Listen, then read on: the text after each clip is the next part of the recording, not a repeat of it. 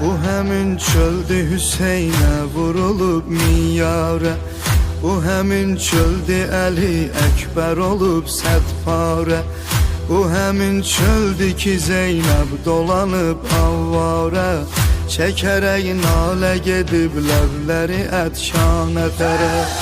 Bu həmən çöldü ki bağlandı düz 10 gün su yolu. Bu həmən çöldü ki düşmənlər alıb sağı solu. Bu həmən çöldü qələm oldu ələm darı qolu. Gətirə bilmədi su məşqini meydana tərəf. Gətirə bilmədi su məşqini meydana tərəf. Yolumu gözlə mənim Kərbəla, Gəlirəm şah-ı şəhidanə tərəf. hamını eşqi divadar el.